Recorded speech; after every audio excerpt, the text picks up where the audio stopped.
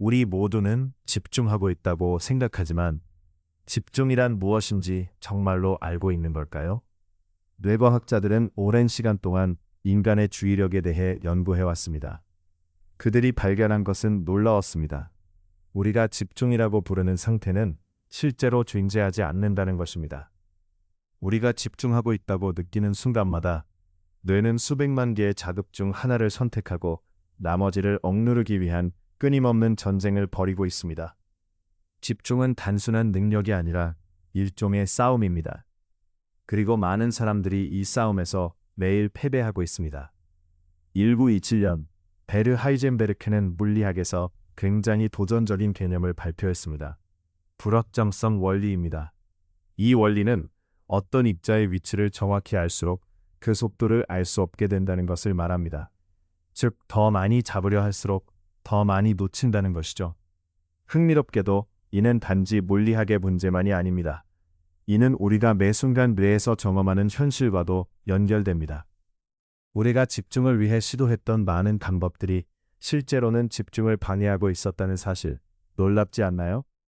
하이젠베르크가 실험실에서 발견한 3가지 습관은 현대 뇌과학이 증명한 최강의 집중력 훈련으로 자리 잡고 있습니다.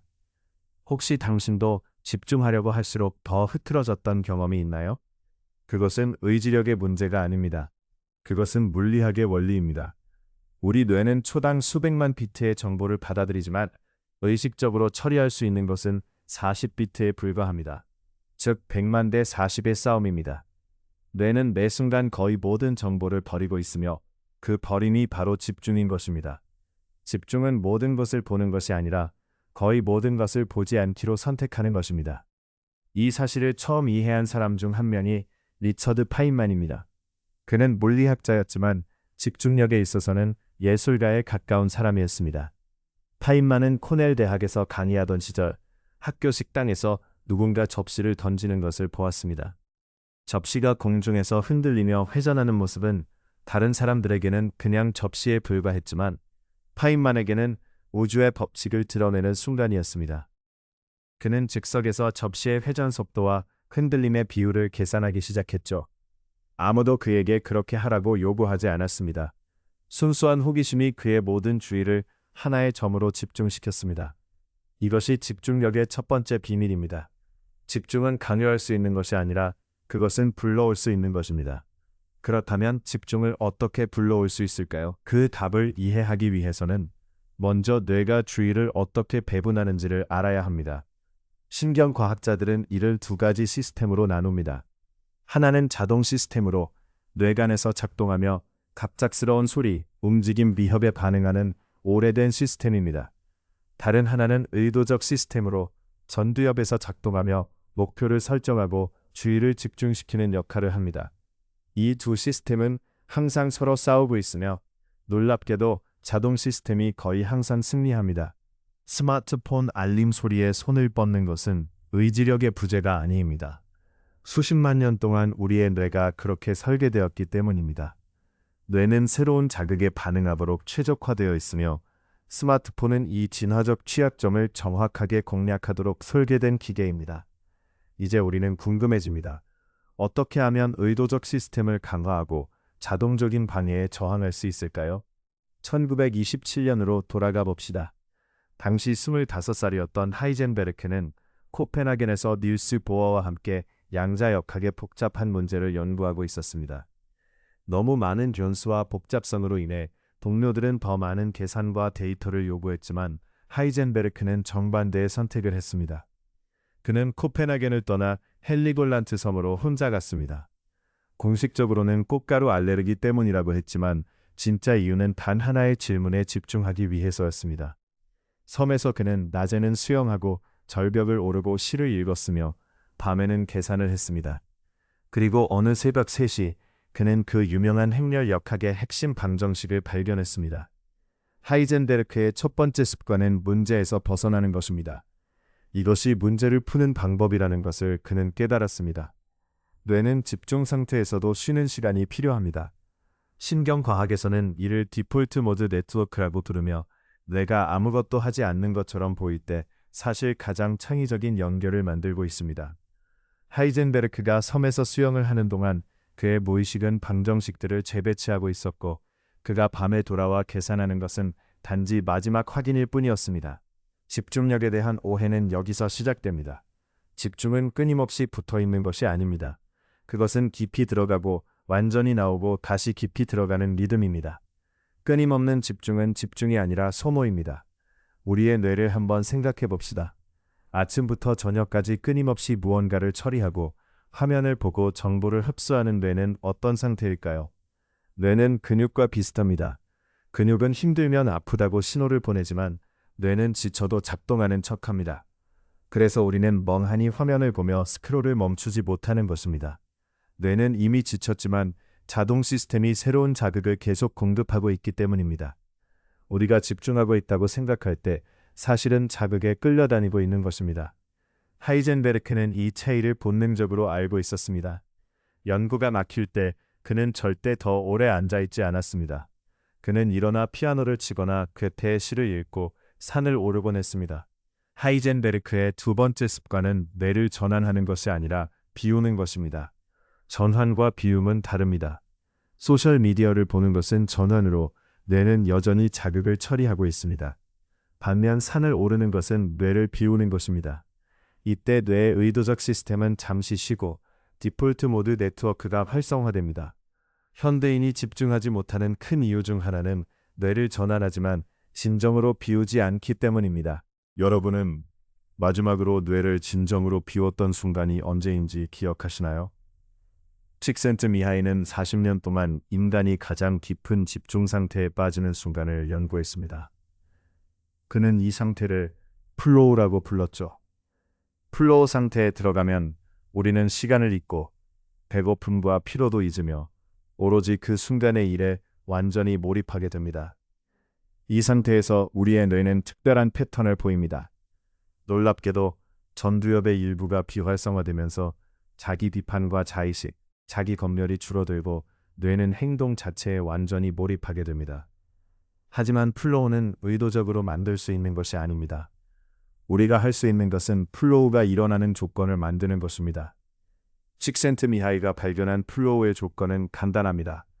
도전의 수준과 기술의 수준이 정확히 균형을 이룰 때 너무 쉬우면 지루함을 느끼고 너무 어려우면 불안해지죠.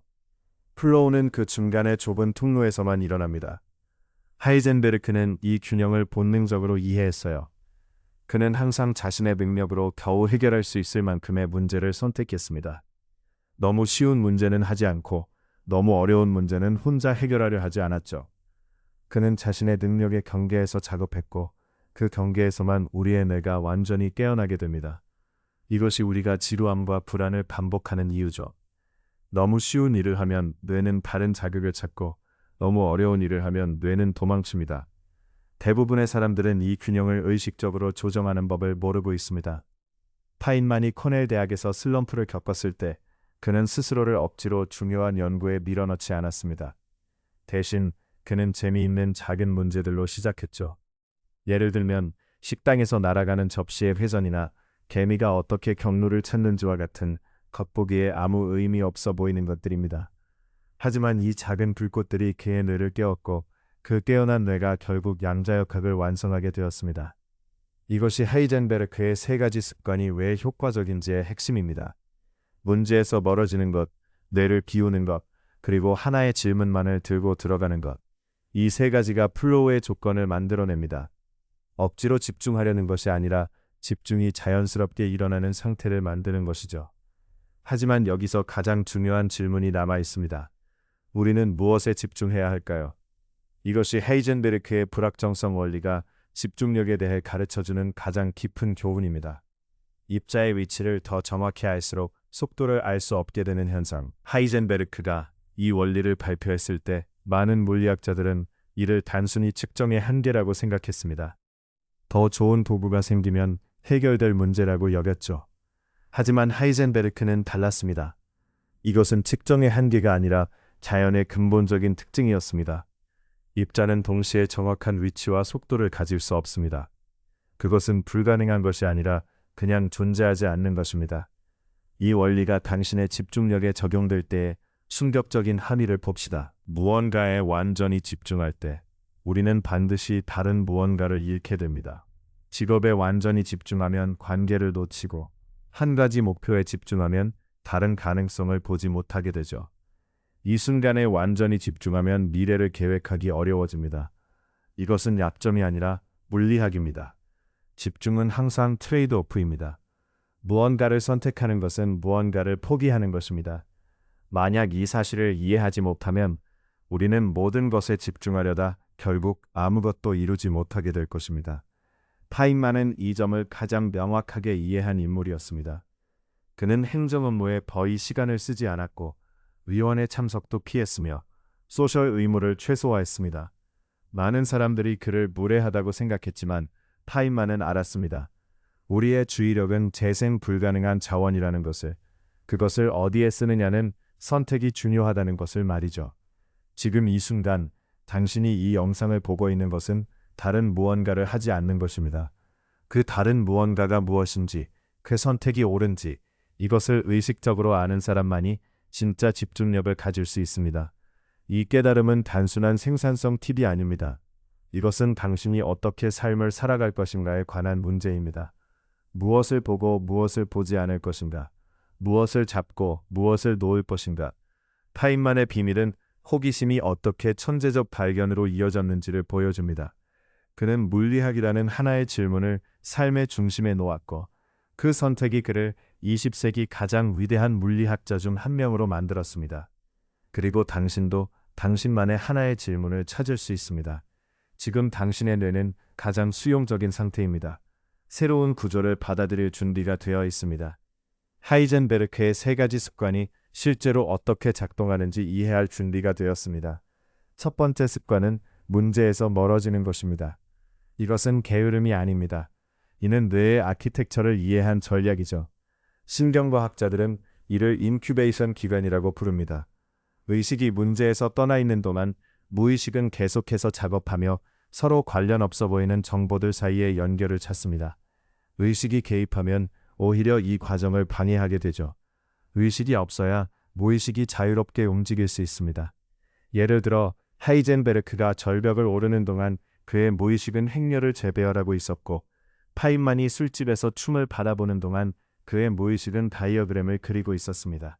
우리가 샤워를 하는 동안 갑자기 아이디어가 떠오르는 것도 같은 이유입니다. 물리적 이완이 의식의 통제를 느슨하게 하고 무의식이 표면으로 올라오게 됩니다. 놀랍게도 가장 혁신적인 아이디어들은 가장 열심히 일하는 순간이 아니라 가장 여유로운 순간에 나옵니다. 아르키메데스가 욕조에서, 뉴턴이 사과나무 아래에서, 하이젠베르크가 섬에서 그랬던 것처럼요. 이것은 우연이 아닙니다. 이것은 패턴입니다. 그렇다면 우리는 어떻게 해야 할까요? 하이젠베르크가 실제로 한 것은 하루 중 특정 시간에만 집중 작업을 하고 나머지 시간은 의도적으로 비워두는 것이었습니다. 하지만 그 비우는 시간은 완전한 휴가가 아니었습니다. 그는 항상 문제를 마음 한 구석에 두고 있었죠. 집중하지 않으면서도 잊지는 않았습니다. 이 미묘한 균형이 인큐베이션을 작동시켰습니다. 두 번째 습관은 뇌를 비우는 것입니다. 현대 신경과학은 하이젠베르크가 직관적으로 알았던 것을 이제 측정할 수 있습니다. 뇌는 하루에 사용할 수 있는 의사결정 에너지가 한정되어 있죠.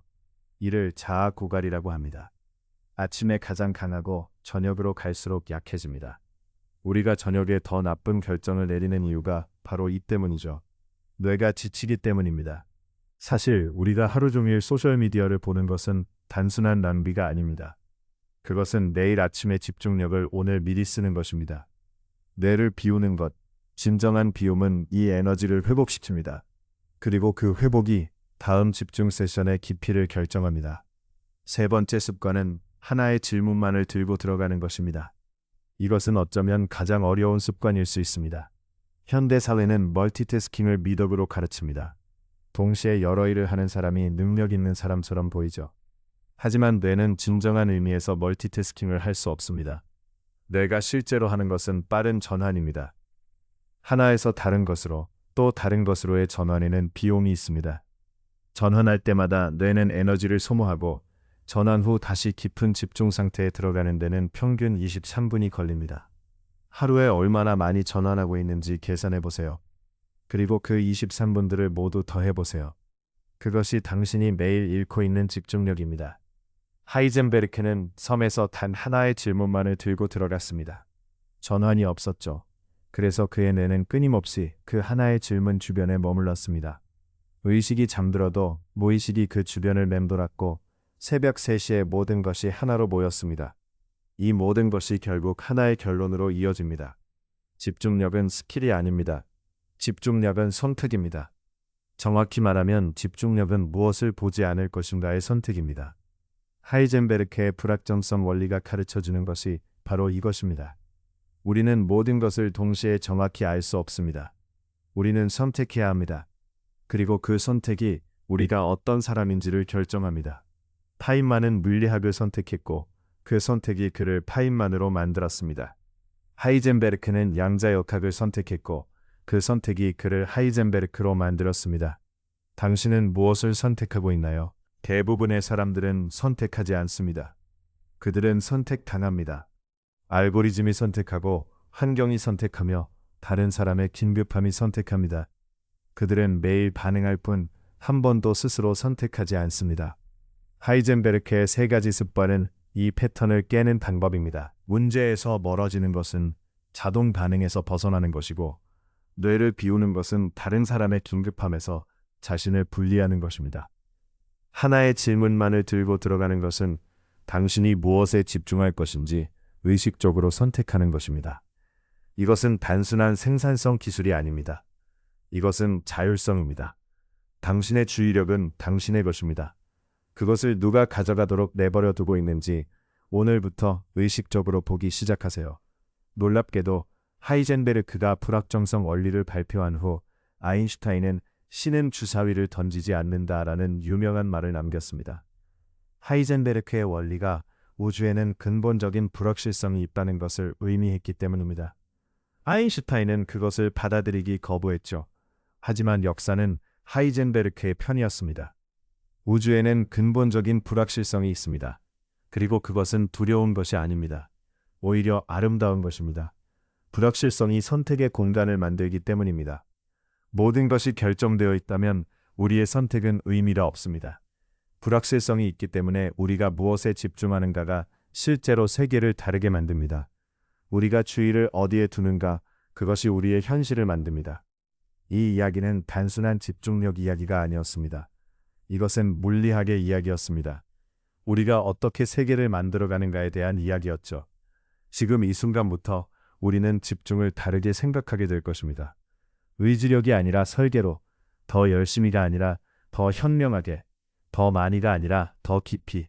하이젠베르크가 섬에서 가르쳐준 것처럼 말이죠. 다음 영상에서는 아인슈타인이 왜 특허청 직원으로 일하면서 상대성 이론을 발견했는지를 이야기할 것입니다. 그리고 그 답은 우리의 일상을 훨씬 더 변화시킬 것입니다. 영분은 당신은 지금 집중하고 있다고 생각하시나요? 하지만 집중이란 게 뭔지 정말로 알고 계신가요? 뇌과학자들은 수십 년간 인간의 주의력을 연구했습니다. 07, 그리고 그들이 발견한 것은 충격적이었습니다. 우리가 집중이라고 부르는 상태, 그 상태는 실제로 존재하지 않습니다. 당신이 집중한다고 느끼는 매 순간, 뇌는 사실 수백만 개의 자극 중에서 하나를 선택하고 나머지를 억누르는 전쟁을 치르고 있습니다. 집중은 능력이 아닙니다. 집중은 싸움입니다. 그리고 대부분의 사람들은 그 싸움의 방법을 전혀 모른 채 매일 지고 있습니다. 1927년 베르 하이젠베르크는 물리학에서 가장 불평한 진실을 발표했습니다. 불확정성 원리 0.36%였습니다. 어떤 입자의 위치를 정확히 알수록 그 속도는 알 수 없게 됩니다. 더 많이 잡으려 할수록 더 많이 놓친다는 것. 놀라운 것은 이것은 물리학만의 이야기가 아니었습니다. 이것은 우리의 뇌가 매 순간 경험하는 현실이었습니다. 이 영상이 끝날 때쯤 우리는 집중력에 대해 완전히 다른 방식으로 생각하게 될 것입니다.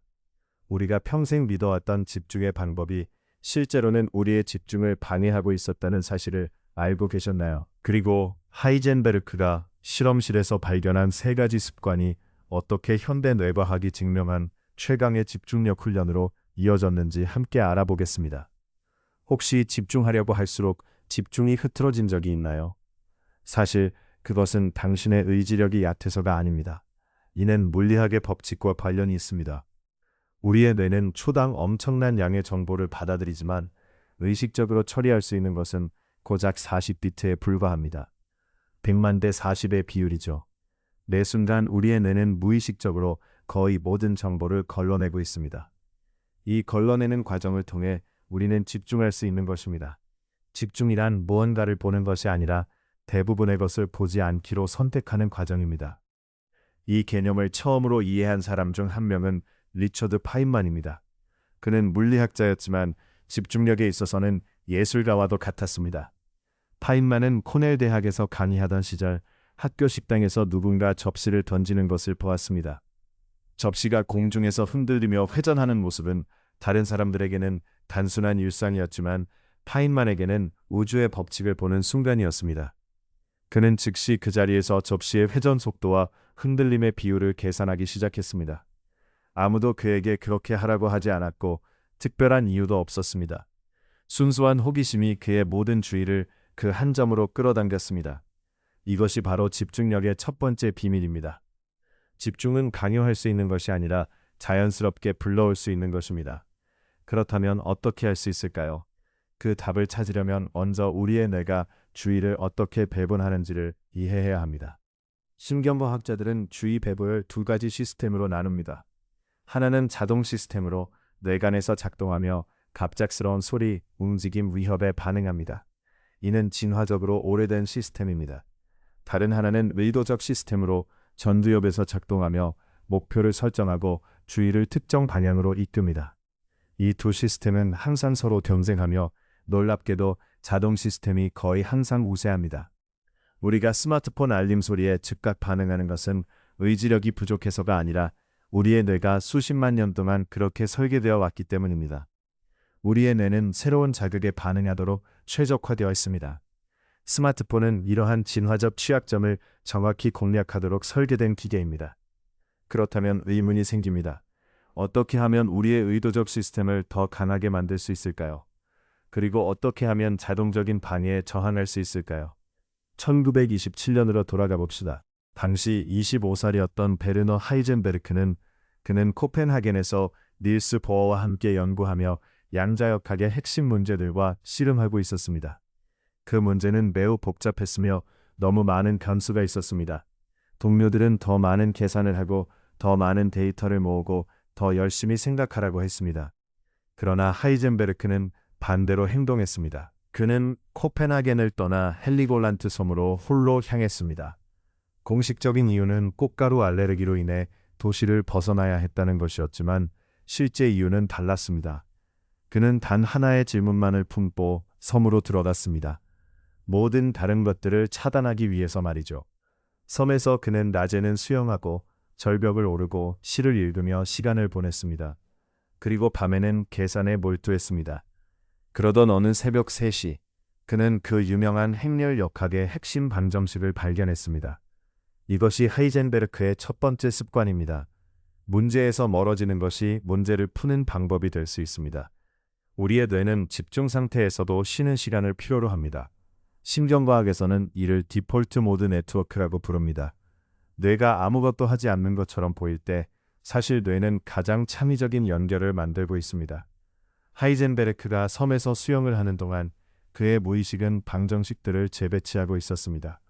그가 밤에 돌아와 계산하는 것은 마지막 확인 작업에 불과했습니다. 우리가 집중력에 대해 오해하고 있는 부분이 여기 있습니다. 집중은 끊임없이 붙어 있는 것이 아닙니다. 집중은 깊이 들어가고 완전히 나왔다가 다시 깊이 들어가는 리듬을 타는 것입니다. 쉬지 않는 집중은 집중이 아닙니다. 그것은 오히려 소모일 뿐입니다. 우리의 뇌에 대해 생각해 봅시다. 아침부터 저녁까지 끊임없이 무언가를 처리하고 화면을 보며 정보를 흡수하는 우리의 뇌는 지금 어떤 상태일까요? 뇌는 근육과 비슷합니다. 근육은 힘들면 아프다고 신호를 보내지만 뇌는 지쳐도 계속 작동하는 척합니다. 그래서 우리가 멍하니 화면을 바라보면서도 스크롤을 멈추지 못하는 이유가 여기에 있습니다.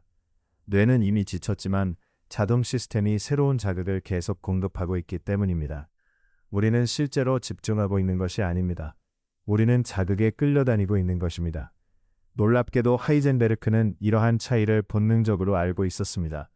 그는 연구가 막힐 때 절대로 더 오래 앉아 있지 않았습니다. 그는 일어나 피아노를 치고 괴테의 시를 읽고 산을 올랐습니다. 이것은 도피가 아니라 전략이었습니다.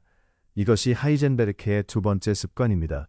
뇌를 단순히 전환하는 것이 아니라 비우는 것입니다. 전환과 비움은 다릅니다. 소셜미디어를 보는 것은 전환에 불과하며 뇌는 계속해서 자극을 처리합니다. 하지만 산을 오르는 것은 진정한 비움입니다. 그 과정에서 뇌의 의도적 시스템은 잠시 쉬고 디폴트 모드 네트워크가 활성화됩니다. 현대인이 집중하지 못하는 가장 큰 이유 중 하나는 뇌를 단순히 전환할 뿐 진정으로 비우지 않기 때문입니다. 우리의 마지막 진정한 비움은 언제였나요? 아무것도 처리하지 않았던 마지막 순간은 언제였나요? 파인만도 이러한 원리를 알고 있었습니다. 그는 라스베가스의 술집에서 몇 시간씩 앉아 스트리퍼들이 춤추는 것을 바라보며 물리한 논문을 썼습니다. 많은 사람들이 그것을 기괴한 습관으로 여겼습니다. 하지만 파인만은 알았습니다. 술집의 소음과 움직임이 그의 자동 시스템을 충분히 점령하여 의도적 시스템이 방해받지 않고 작동할 수 있다는 것을 말이죠. 그것은 도피가 아니었습니다. 그것은 뇌의 구조를 이용한 집중 전략이었습니다. 사실 집중에 관한 조언 중 가장 잘못된 것이 있습니다. 집중하고 싶다면 완전한 조용함과 고독을 만들어야 한다는 것입니다. 이것은 사실이 아닙니다. 완전한 조용함은 오히려 뇌를 불안하게 만듭니다. 자동 시스템이 새로운 위협을 찾기 시작하죠. 완전한 고독은 사회적 동물인 인간의 뇌에 스트레스를 줍니다. 최적의 집중 환경은 완전한 침묵이 아닙니다. 그것은 예측 가능한 적당한 소음과 사회적 안정감이 있는 환경입니다. 카페에서 공부가 잘 되는 이유가 여기에 있습니다. 그것은 당신이 의지력이 부족해서가 아닙니다. 그것은 당신의 뇌가 정상적으로 작동하고 있기 때문입니다. 지금까지 우리는 집중이 무엇인지 그리고 하이젠베르크가 어떻게 뇌를 비웠는지를 알아보았습니다. 하지만 여기서 한 번도 묻지 않았던 질문이 있습니다. 당신이 집중하고 싶은 것이 정말 당신이 진정으로 원하는 것인가요? 하이젠베르크의 불확정성 원리로 돌아가 봅시다. 입자의 위치를 정확히 알수록 속도를 알 수 없게 되는 원리입니다. 목표에 더 집중할수록 우리는 왜 그것을 원하는지를 보지 못하게 될 수도 있습니다. 만약 집중의 방향이 잘못되었다면 완벽한 집중력은 오히려 우리를 잘못된 방향으로 더 빠르게 이끌 수 있습니다. 우리는 이 질문에 대한 답을 찾아야 합니다. 그 답은 아직 우리를 기다리고 있습니다. 이 질문에 대한 답을 찾아가는 과정에서 저는 한 전자책을 발견했습니다. 그 책은 파인만의 비밀, 즉 호기심이 어떻게 천재적 발견으로 이어졌는지를 설명하고 있습니다. 이 책은 파인만의 전기가 아니며 물리학 교과서도 아닙니다. 이 책은 하나의 질문을 중심으로 만들어졌습니다. 왜 어떤 사람들은 같은 문제를 봤을 때 남들이 보지 못한 것을 볼 수 있는가? 그 답을 찾기 위해 파인만이 매일 실천했던 사고방식, 질문하는 방식, 집중하는 방식을 깊이 탐구합니다. 지금 여러분은 뭔가 불편한 감정을 느낄지도 모릅니다. 우리가 알고 있다고 생각했던 집중에 대한 것이 흔들리고 있기 때문입니다. 그 불편함이야말로 지금 이 책이 필요한 이유입니다. 답이 보이기 직전의 상태, 기존의 확신이 무너지고 새로운 구조가 세워지기 직전의 그 순간, 올바른 안내가 있다면 모든 것이 달라질 수 있습니다. 이 책은 바로 그 안내입니다. 링크는 첫 번째 고정 댓글에 있습니다. 이 컨텐츠는 언제든 내려갈 수 있으니 지금 클릭해서 다운로드 받으세요. 이 영상을 보면서 여러분은 무엇에 집중하기 가장 힘든가요? 댓글에 한 가지만 적어보세요. 가장 자주 여러분의 주의를 빼앗아가는 것은 무엇인가요? 하이젠베르크가 헬리골란트 섬에서 발견한 것으로 돌아가 봅시다. 그는 불확정성 원리를 발견했습니다. 그러나 그보다 더 중요한 것을 발견했습니다.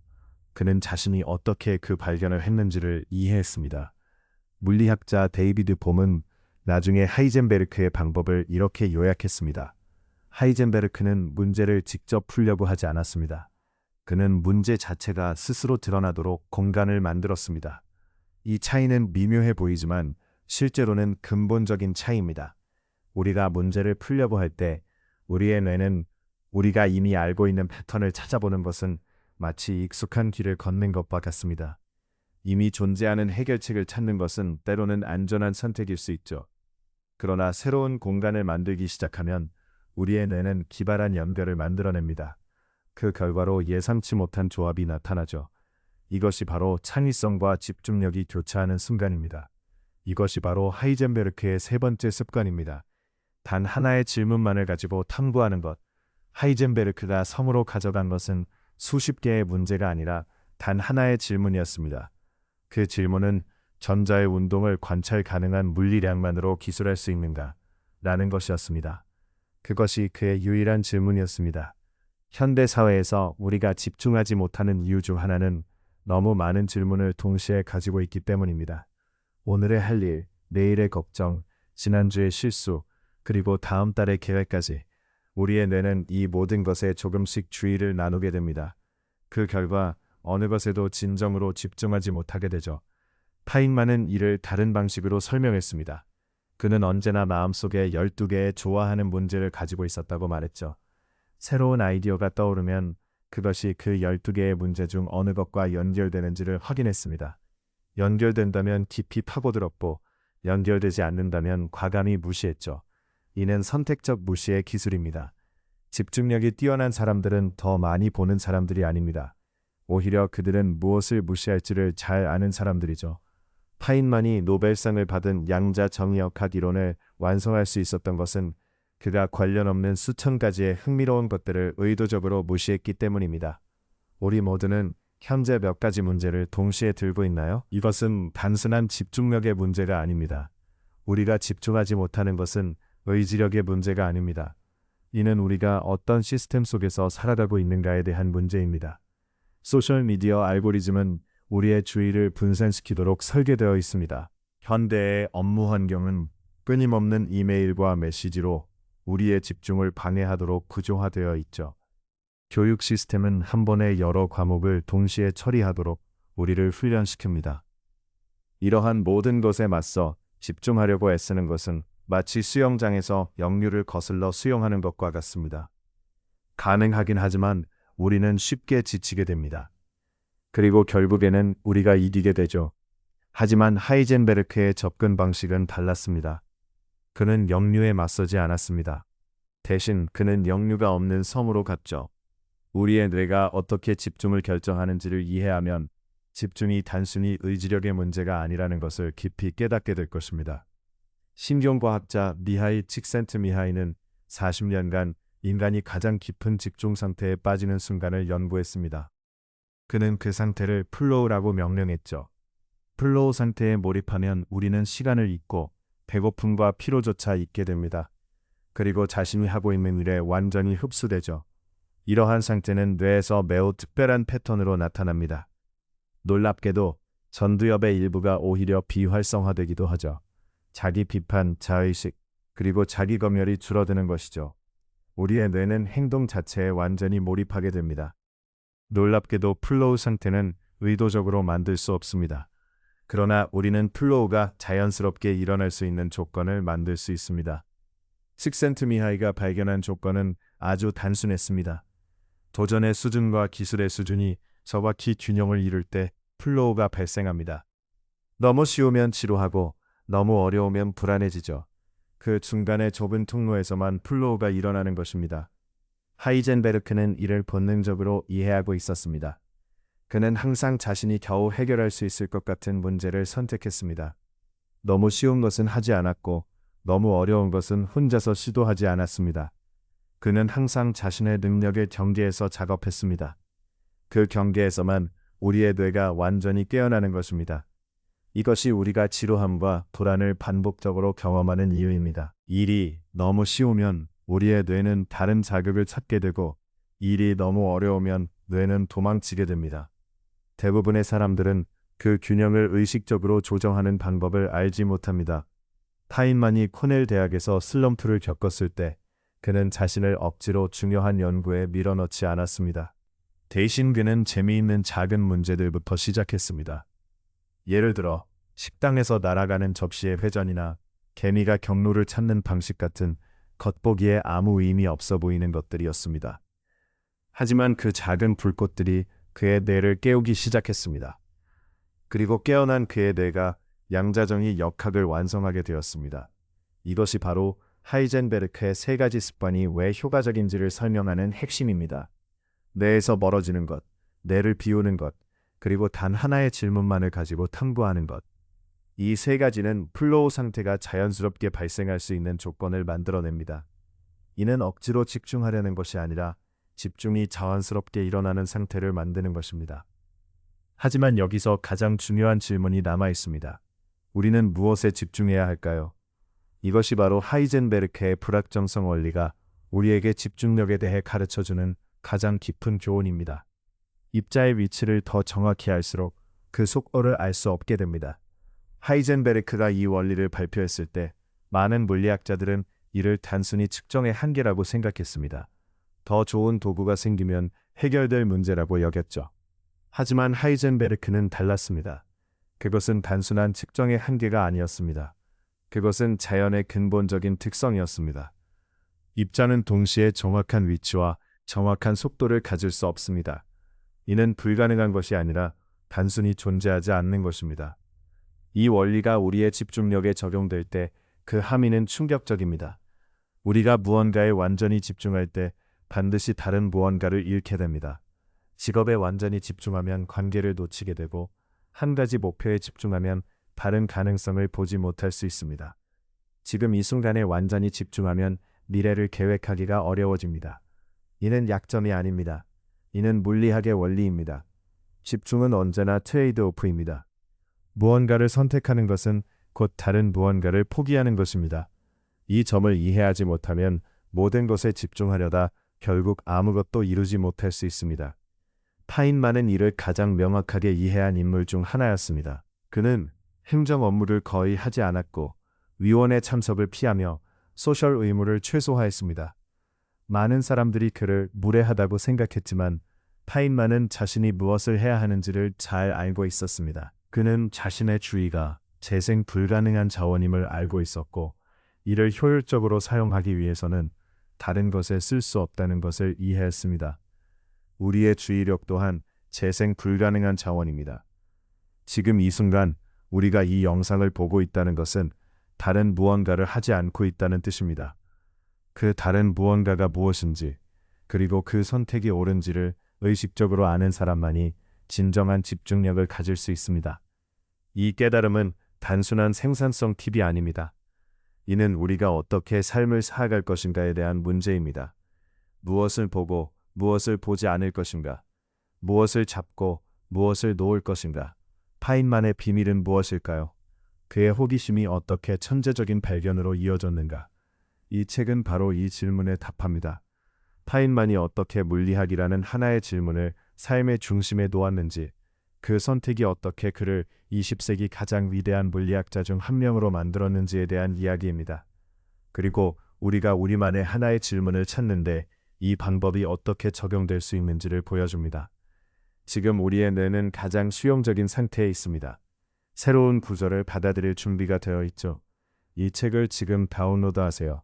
링크는 첫 번째 고전 댓글에 있습니다. 마지막 남은 수량이 빠르게 소진되고 있습니다. 지금 클릭하여 우리가 누려야 할 명료함과 천재성의 여정을 시작해보세요. 이제 하이젠베르크의 세 가지 습관이 실제로 어떻게 작동하는지를 완전히 이해할 준비가 되었습니다. 이제 첫 번째 습관으로 돌아가 보겠습니다. 문제에서 멀어지는 것이죠. 이는 게으름이 아닙니다. 이는 뇌의 아키텍처를 이해한 전략입니다. 신경과학자들은 이를 인큐베이션 기간이라고 부릅니다. 의식이 문제에서 떠나 있는 동안 무의식은 계속해서 작업을 수행합니다. 서로 관련 없어 보이는 정보들 사이의 연결을 찾아내죠. 이 과정은 의식이 개입하면 오히려 방해받습니다. 의식이 없어야만 무의식이 자유롭게 움직일 수 있습니다. 하이젠베르크가 절벽을 오르는 동안 그의 무의식은 행렬을 재배열하고 있었습니다. 파인만이 술집에서 춤을 바라보는 동안 그의 무의식은 다이어그램을 그리고 있었습니다. 우리가 샤워를 하는 동안 갑자기 아이디어가 떠오르는 것도 같은 이유입니다. 물리적 이완이 의식의 통제를 느슨하게 하고 무의식이 표면으로 올라오게 됩니다. 놀랍게도 가장 혁신적인 아이디어들은 가장 열심히 일하는 순간이 아니라 가장 여유로운 순간에 나오게 됩니다. 아르키메데스가 육조에서, 뉴턴이 사과나무 아래에서, 하이젠베르크가 섬에서 떠올린 것처럼 이것은 단순한 우연이 아닙니다. 이것은 명백한 패턴입니다. 그렇다면 우리는 어떻게 해야 할까요? 하이젠베르크가 실제로 한 것은 이렇습니다. 그는 하루 중 특정 시간에만 집중 작업을 했습니다. 나머지 시간은 의도적으로 비워두었습니다. 하지만 그가 비운 시간은 단순한 휴가가 아니었습니다. 그는 항상 문제를 마음 한켠에 두고 있었죠. 집중하지 않으면서도 완전히 잊지도 않았습니다. 이 미묘한 균형이 바로 인큐베이션을 작동시킨 것이었습니다. 두 번째 습관, 뇌를 비우는 것입니다. 현대 신경과학은 이제 하이젠베르크가 직관적으로 알았던 것을 측정할 수 있게 되었습니다. 우리의 뇌는 하루에 사용할 수 있는 의사결정 에너지가 한정되어 있으며 이를 자아 고갈이라고 부릅니다. 아침에는 가장 강하고 저녁이 되면 점점 약해지는데 이것이 우리가 저녁에 더 나쁜 결정을 내리는 이유입니다. 뇌가 지쳐가기 때문이죠. 우리가 하루 종일 소셜미디어를 보는 것은 단순한 낭비가 아닙니다. 이는 내일 아침에 쓸 집중력을 오늘 미리 소모하는 것과 같습니다. 뇌를 비우는 것, 진정한 비움은 이 에너지를 회복시켜주며 그 회복이 다음 집중 세션의 깊이를 결정짓습니다. 세 번째 습관은 하나의 질문만을 가지고 들어가는 것입니다. 이것은 어쩌면 가장 어려운 습관일지도 모릅니다. 현대사회는 멀티태스킹을 미덕으로 여기며 동시에 여러 일을 하는 사람이 능력 있는 사람처럼 보이기도 합니다. 그러나 우리의 뇌는 진정한 의미의 멀티태스킹을 할 수 없습니다. 뇌가 실제로 하는 것은 빠른 전환이며 하나에서 다른 것으로 또 다른 것으로의 전환에는 비용이 따릅니다. 전환할 때마다 뇌는 에너지를 소모합니다. 그리고 전환 후 다시 깊은 집중 상태로 들어가는데 평균 23분이 필요하죠. 하루에 얼마나 많은 전환을 하고 있는지 생각해 보세요. 그 23분들을 모두 더하면 그것이 바로 내일 잃고 있는 집중력입니다. 하이젠베르크는 섬에서 단 하나의 질문만을 가지고 들어갔습니다. 전환이 없었기 때문에 그의 뇌는 끊임없이 그 하나의 질문을 중심으로 머물렀습니다. 의식이 잠들어도 무의식은 그 주변을 맴돌았죠. 그리고 새벽 3시에 모든 것이 하나로 연결되었습니다. 이 모든 것은 결국 하나의 결론으로 이어졌습니다. 집중력은 스킬이 아닙니다. 집중력은 선택입니다. 더 정확히 말하자면 집중력은 무엇을 보지 않을 것인가를 선택하는 것입니다. 하이젠베르크의 불확정성 원리가 가르쳐주는 것이 바로 이것이죠. 우리는 모든 것을 동시에 정확히 알 수 없습니다. 선택은 필수적인 것입니다. 그리고 그 선택이 당신이 어떤 사람인지를 결정합니다. 파인만은 물리학을 선택했고 그 선택이 그를 파인만으로 만들었습니다. 하이젠베르크는 양자역학을 선택했죠. 그 선택이 그를 하이젠베르크로 만들었습니다. 그렇다면 당신은 무엇을 선택하고 있나요? 사실 대부분의 사람들은 선택하지 않습니다. 그들은 선택당하죠. 알고리즘이, 환경이, 다른 사람의 긴급함이 선택합니다. 그들은 매일 반응만 할 뿐 선택하지 않습니다. 하이젠베르크의 세 습관은 이 패턴을 깨는 방법입니다. 문제에서 멀어지는 것은 자동 반응에서 벗어나는 것이며 뇌를 비우는 것은 다른 사람의 긴급함에서 자신을 분리하는 것입니다. 하나의 질문만을 가지고 들어가는 것은 당신이 무엇에 집중할 것인지 의식적으로 선택하는 것입니다. 이것은 단순한 생산성 기술이 아니라 자율성입니다. 당신의 주인은 당신 자신입니다. 그것을 누가 가져가도록 내버려 두고 있는지 오늘부터 의식적으로 보기 시작해 보세요. 놀랍게도 하이젠베르크가 불확정성 원리를 발표한 후 아인슈타인은 유명한 말을 남겼습니다. 신은 주사위를 던지지 않는다 라고 말했죠.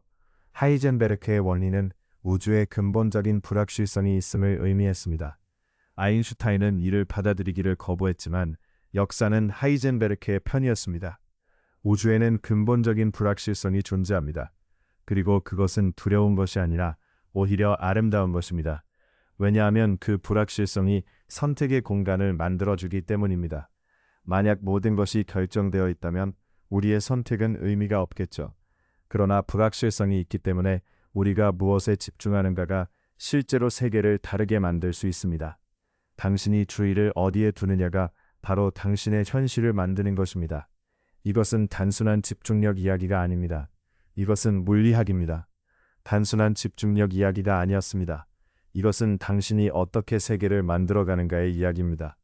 지금 이 순간부터 당신은 집중을 다르게 생각하게 될 것입니다. 의지력이 아닌 설계로, 더 열심히가 아니라 더 현명하게, 더 많이가 아니라 더 깊이, 하이젠베르크가 섬에서 가르쳐준 것처럼 말이죠. 다음 영상에서는 아인슈타인이 왜 특허청 직원으로 일하면서 상대성 이론을 발견했는지를 이야기할 것입니다. 그리고 그 답은 당신의 일상을 더욱더 변화시킬 것입니다.